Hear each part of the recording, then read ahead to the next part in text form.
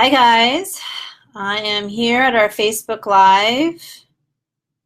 I'm waiting to see if it pops up here and hoping that you guys can see my screen.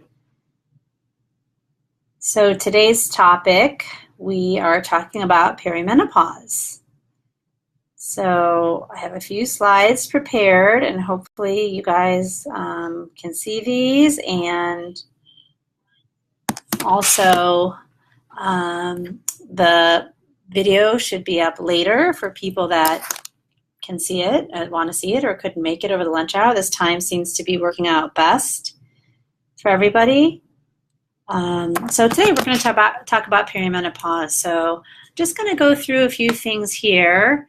So the menstrual cycle is very complicated. And I think it really helps to understand actually what's going on in your body so you can understand everything that is causing all the changes. So it's usually taught on a 28-day cycle, with the first day of the cycle being the first day of bleeding.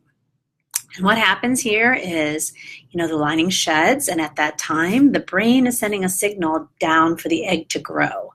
And that egg is producing estrogen. So it starts to grow, and in the middle of the month, you have something called ovulation. And after ovulation, the egg is released, and that shell of the egg then produces progesterone. So progesterone is in charge of kind of controlling the growth of estrogen. It's balancing it out. It's making sure that lining is nice and lush and getting ready if there is conception, because its name is progestation, just getting ready for a pregnancy. So that happens, and then it regulates that growth, kind of puts, bad cop, good cop of the estrogen, because estrogen is just kind of growing out of control. And then what ends up happening is, if there's no conception, everything falls and everything changes. And then the lining sheds and you have a period. So what's important to think about is that almost all of your estradiol actually comes from the developing egg. So when you're in that perimenopause, which basically is any time your period is a week late, so it could be up to 10 years before the average age of menopause, which is 52.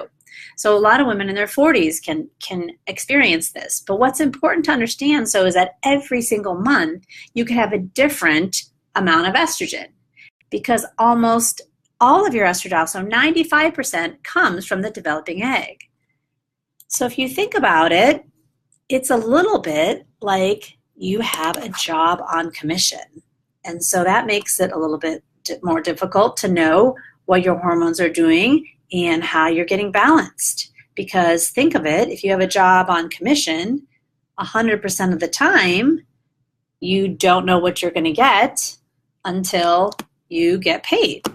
So we aim to naturally balance women's hormones, but knowing that it's going to be different every month, you have a job of commission, we have to realize that it is a moving target.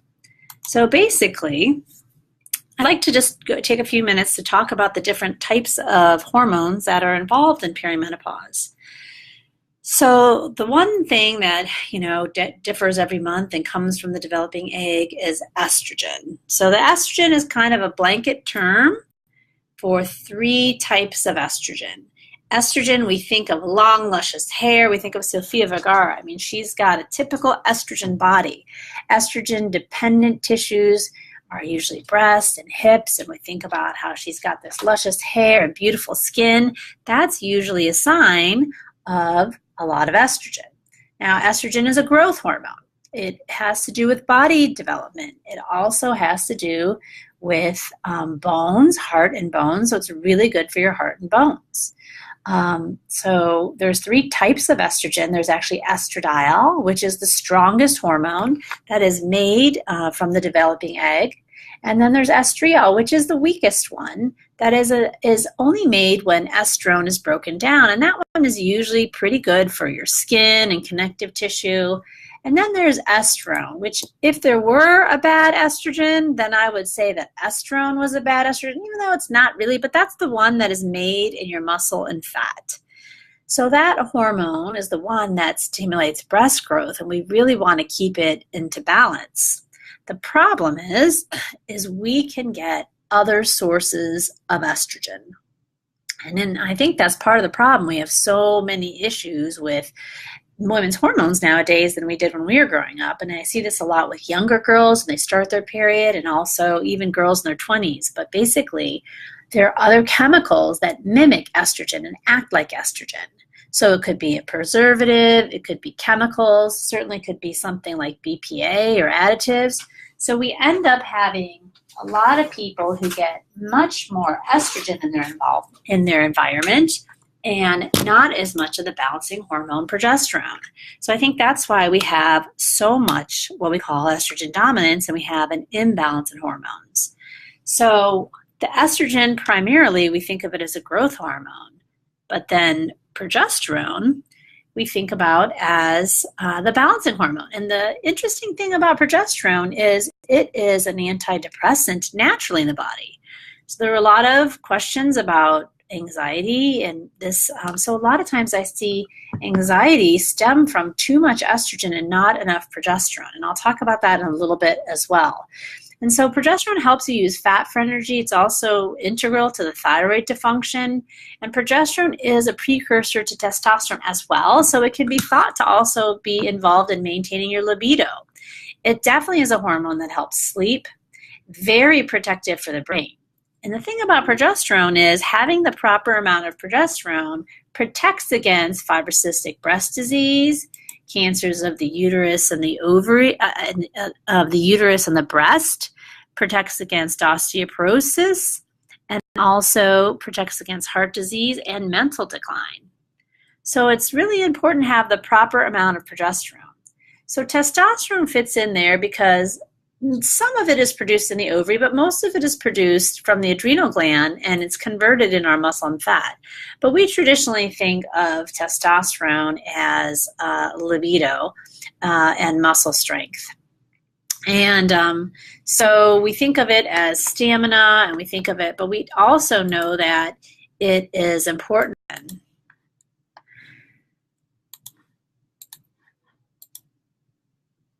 How about now? So testosterone is important because it also is a precursor to dihydrotestosterone, which is important for your hair and your nails, and also important for producing estradiol at some point. So there's a big connection between estrogen and progesterone. So this is a very complicated diagram, and I think that it's confusing to look at all that, but just to show you that there's a lot at stake here, and that it's really important to work with a practitioner that understands all this. So the way I like to say is think of your eggs as old men swimming laps at the YMCA. So that's one way I explain this. This is what happens during perimenopause. So you've got these old men, and they're your eggs. They're getting ready to be released. And so the signal is coming from the brain. And the brain has a gland called the pituitary gland.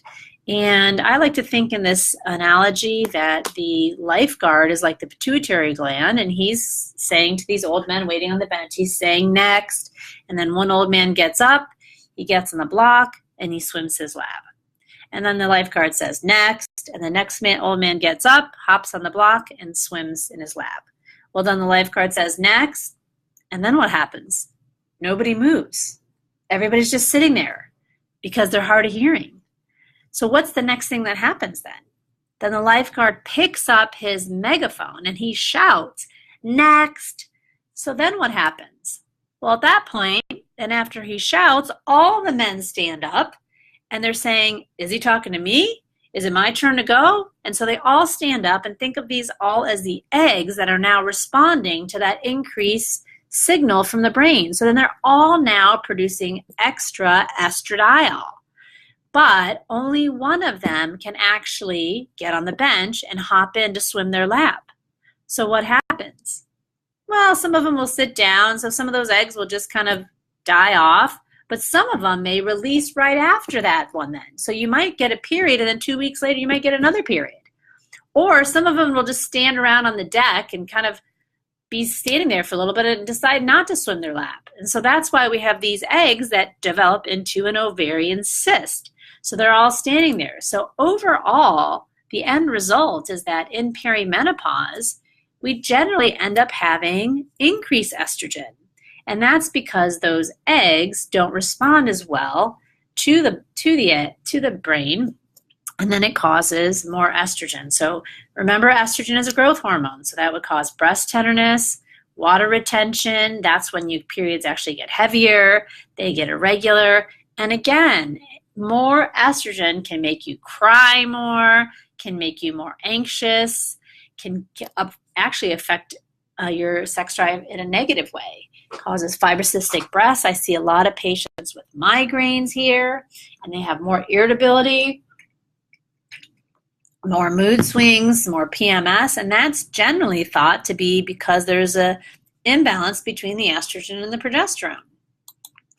So after those poor eggs of bad quality aren't functioning well, then what ends up happening is that there's a time of decreased estrogen. So of decreased estrogen then, at the time, you'll have other symptoms. So decreased estrogen will be because cause dryness, and it will cause depressed mood.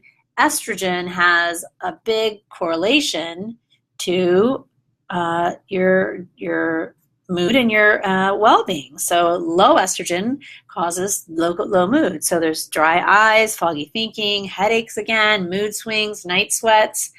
A lot of times you can get problems with sleep, and usually I see not so much a problem falling asleep, but a problem staying asleep when estrogen is low. When progesterone is low, it's usually a problem falling asleep. Also, estrogen being low can cause vaginal dryness, painful intercourse, and then a lot of times people can have acne as well. So usually this is caused as well because the balance of estrogen and progesterone. And when you have a decreased progesterone, which is natural because remember those eggs are old, so then you have an imbalance between estrogen and progesterone, even if the estrogen is low.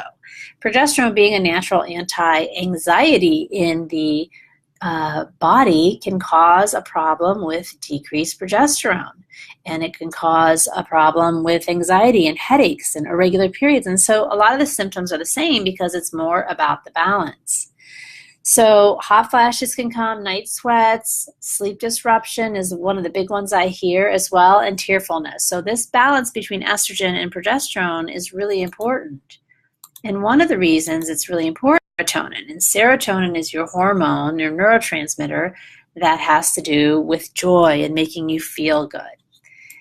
And when we think about progesterone, we think about progesterone and GABA. And GABA is your neurotransmitter that helps you kind of relax and is an anti-anxiety and is your chill pill. And then testosterone is also affected when these eggs aren't good quality and aren't releasing like they should. Testosterone has to do with dopamine, and dopamine is your motivation.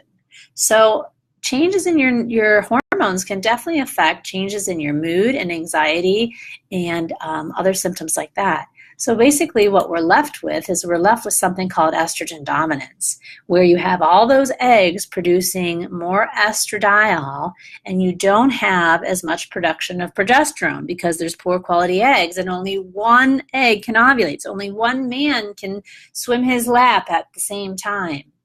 So what ends up happening is that affects your mood. And so some people respond by having more anxiety. And just when we think we have a balance, guess what? The next month, there's another amount of estrogen, there's another amount of progesterone. So it can become somewhat of a moving target. So what we try to do is we try to kind of get in each individual person, here are the symptoms that you personally feel when your estrogen's high, and here are the symptoms that you personally feel when your estrogens are low. And I try to set that with each patient so that in each month they can decide, am I having a high estrogen month or a low estrogen month? And then we can kind of try to balance things naturally instead of going through this roller coaster. We do all types of testing to find things out. I mean, we do saliva testing to see what the levels are, especially cortisol. We do urine testing to try to see if your body is getting rid of estrogen correctly. We do regular blood testing if we want to see right at that moment in time, is the brain signaling the ovary to respond or not? Is the ovary responding? And a lot of times in patients who don't have a uterus, we have to do the blood testing more often because we don't have a period to tie it to.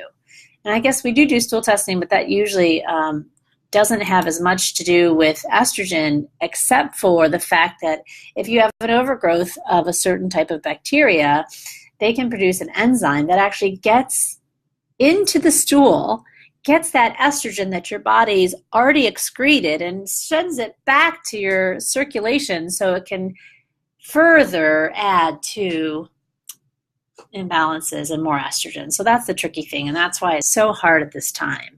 So basically, as you can see, there's so there's a lot of things that can go wrong with the balance between estrogen and progesterone. No two women are alike. So a lot of times it's a matter of just identifying what the levels are, what the balance is in your body. Sometimes we also do neurotransmitter testing as well to see, well, what are the levels of those neurotransmitters or those chemicals in your brain that have to do with your mood if someone's really affecting it. The enzyme that helps get rid of estrogen is also the enzyme that helps get rid of your neurotransmitters dopamine and norepinephrine. So if that enzyme is working slow and you have too much estrogen, a lot of times you can have too much norepinephrine, which can leave you feeling anxious all the time. So that's another way that we can combat anxiety at this time.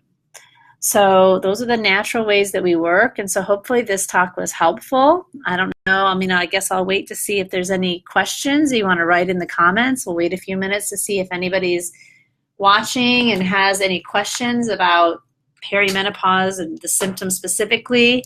In another Facebook Live, I'm going to talk about testing, and then I'll also go over treatment in another one, but I figured this was a lot of information to digest, so today I just wanted to kind of go over the symptoms because I have a lot of people who present not knowing that what they're experiencing could be due to their hormones. I mean, you might have completely normal periods, and I've had women who all of a sudden have heart palpitations and they're not sure why, and they go into the emergency room and they get a Holter monitor and they think they're having a heart attack and they get a whole workup, and so a lot of times that can be surely just because of a change in hormones. So there's so much more that can happen besides for irregular periods. So it looks like there's not any questions, so hope you guys all felt that this was helpful, and if you're watching the replay later and you want to put a general question down, I'll see if I can get to the questions as well. And then if you have any more questions about perimenopause, if you want to hear later on in another post about the treatment and about the testing, then we'll cover that in another later one. So I hope you guys had a good lunch hour and you have a great day.